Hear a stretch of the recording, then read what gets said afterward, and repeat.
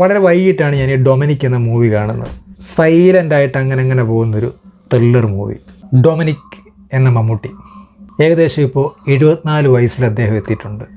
പ്രായത്തിൻ്റെ ചെറിയ അവശതകൾ അദ്ദേഹത്തിൻ്റെ ചലനങ്ങളിലും നടത്തത്തിലും ആക്ഷൻ സീൻസിലുമൊക്കെ എനിക്ക് ഫീൽ ചെയ്തിട്ടുണ്ടായിരുന്നു.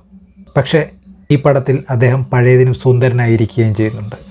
പ്രായത്തിൻ്റെ എല്ലാ മൂഡ് പടങ്ങളെയും തരണം ചെയ്തുകൊണ്ട്, കൂടെയുള്ള എല്ലാ ആർട്ടിസ്റ്റിനെയും സൈഡാക്കിക്കൊണ്ട്, താൻ ക്യാമറയ്ക്ക് മുന്നിലാണെന്നുള്ള ബോധം തീർത്തും ഇല്ലാതായി തീർന്നതുപോലെ അയാൾ കഥാപാത്രത്തിലേക്ക് ഒരു ഭൂതത്തെ പോലെ ആവാഹിച്ചിറങ്ങുന്ന കാഴ്ചയാണ് ഞാൻ ഡൊമിനിക് എന്ന ചിത്രത്തിൽ അനുഭവിച്ചത്. അതുകൊണ്ട് അയാളെ നമ്മൾ വീണ്ടും മമ്മൂട്ടി എന്ന് പറയുന്നു. ആ മമ്മൂട്ടി തന്നെയാണ് റിയലിസ്റ്റിക്കിൻ്റെയൊക്കെ അല്ലെങ്കിൽ നാച്ചുറാലിറ്റിയുടെയൊക്കെ അങ്ങേ തലത്തിൽ നിന്നുകൊണ്ട് അഭിനയിച്ചുകൊണ്ടിരിക്കുന്ന ആ മമ്മൂട്ടി തന്നെയാണ് ഈ പടത്തിൻ്റെ ഹൈലൈറ്റും. മമ്മൂട്ടിയിൽ എനിക്ക് ഇപ്പോഴും തോന്നുന്ന ഏറ്റവും വലിയ പ്രത്യേകത എന്ന് പറഞ്ഞു കഴിഞ്ഞാൽ, അദ്ദേഹം ഒരിക്കലും ഒരു സ്റ്റാർഡത്തെ തൃപ്തിപ്പെടുത്തുന്ന കഥാപാത്രങ്ങളെ ഈ കഴിഞ്ഞ 6 വർഷങ്ങളായിട്ട് അദ്ദേഹം തിരഞ്ഞെടുക്കുന്നതായിട്ട് ഞാൻ കണ്ടിട്ടില്ല.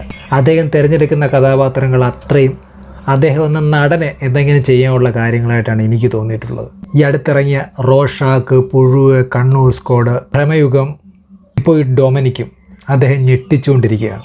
ഇന്നലെ ഒരു പടത്തിൽ കണ്ട ചിരിയല്ല മമ്മൂട്ടിയുടെ ഈ പടത്തിലെ ഇന്നത്തെ ചിരി. പടത്തിൽ അദ്ദേഹം കാണിച്ച ദേഷ്യമല്ല ഇന്നത്തെ അദ്ദേഹത്തിൻ്റെ ഈ പടത്തിലെ ദേഷ്യം.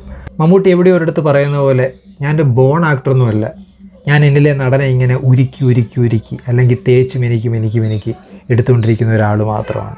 ആ ഒരു തേച്ച് മിനുക്കലിൻ്റെ സമ്പൂർണ്ണതയിൽ എത്തി നിൽക്കുന്ന ഒരു കാഴ്ചയാണ് എനിക്കിപ്പോൾ ഇതിൽ കാണാൻ കഴിഞ്ഞത്. ഇത്രയ്ക്ക് റിയലിസ്റ്റിക് പെർഫോമൻസ് ആയിട്ടുണ്ട്. ചുരുക്കി പറഞ്ഞു കഴിഞ്ഞാൽ ഈ ഡൊമിനിക് എന്ന ചിത്രം ത്രില്ലർ മൂവിയാണ്. ആ ത്രില്ലർ മൂവിയെ ഇത്രയധികം രസമാക്കി തീർക്കുന്നത് മമ്മൂട്ടി തന്നെയാണ്. പിന്നീട് ഈ പടത്തിലേക്ക് വരുമ്പോൾ നമ്മുടെ ഗോകുൽ സുരേഷ് എന്ന് പറയുന്ന കഥാപാത്രത്തിന് ഈ പടത്തിൽ മമ്മൂട്ടിയുടെ ഒപ്പം ഇങ്ങനെ ഒരു ഷാഡോ ആയിട്ട് നടക്കുന്ന കഥാപാത്രമാണ്. അപ്പോൾ അദ്ദേഹത്തിന് ഈ പടത്തിനകത്തിൽ വലുതായിട്ട് ചെയ്യാനൊന്നും ഉണ്ടായിരുന്നില്ല. പക്ഷേ എങ്കിൽ പോലും ചിലത് ചെയ്യുന്നിടത്ത്, ചിലത് പറയുന്നിടത്ത് ഒരു വലിയ നടനെ നമുക്ക് ഫ്യൂച്ചറിലേക്ക് സമ്മാനിക്കാൻ പറ്റുന്ന ഒരു വലിയ നടനെ നമുക്ക് കാണാൻ കഴിയും. അദ്ദേഹത്തിൻ്റെ ഉള്ളിലൊരു സംഭവം ഇരിപ്പുണ്ട് എന്ന് തന്നെയാണ് എനിക്ക് തോന്നുന്നത്. അത് നാളെ ഉറപ്പായിട്ടും നല്ല നല്ല കഥാപാത്രങ്ങൾക്കൊപ്പം തെളിഞ്ഞ് വരാൻ സാധ്യതയുള്ള ഒരു നടനായിട്ട് എനിക്ക് ഈ പടം കണ്ടപ്പോൾ തോന്നി അദ്ദേഹത്തെ. പിന്നെ ഈ പടത്തിൽ എനിക്ക് വളരെ രസമായിട്ട് തോന്നിയെന്ന് പറയുമ്പം, ഒരു 6-7 ഗുണ്ടകൾ അദ്ദേഹത്തെ ആക്രമിക്കാനായിട്ട് വരുന്നുണ്ട്. വന്നു കഴിയുമ്പോൾ അവരോട് ഫൈറ്റ് ചെയ്യാനായിട്ട് ഈ നായകൻ ഒറ്റയ്ക്ക് ശ്രമങ്ങൾ നടത്തുന്നുണ്ട്. ഇടയ്ക്ക് ഫൈറ്റ് അങ്ങോട്ട് കൊടുക്കുന്നുണ്ട്, മറ്റൊരിടയ്ക്ക് ഈ നായകൻ ഇടികിട്ടി വീണ് അവിടെ കിടക്കുന്നുണ്ട്. അങ്ങനെയും കുറച്ച് രസങ്ങൾ എനിക്ക് ഈ പടം കണ്ടപ്പോൾ തോന്നി. പിന്നീട് അതിസുന്ദരിയായ ഒരു നായിക, അവരുടെ സൗന്ദര്യം ഈ പടത്തിൻ്റെ ഒരു മനോഹാരിതയാണ്, വശ്യതയാണ്. എല്ലാം കൊണ്ടും എല്ലാവർക്കും കണ്ടിരിക്കാൻ പറ്റുന്ന ഒരു അടിപൊളി ത്രില്ലർ തന്നെയാണ് നമ്മുടെ ഡൊമിനിക് മൂവി എന്ന് പറയുന്നത്. അപ്പോൾ കാണാത്തവർ പോയി കാണുക. പുതിയ വിശേഷങ്ങളുമായി നമുക്ക് വീണ്ടും കണ്ടുമുട്ടാം.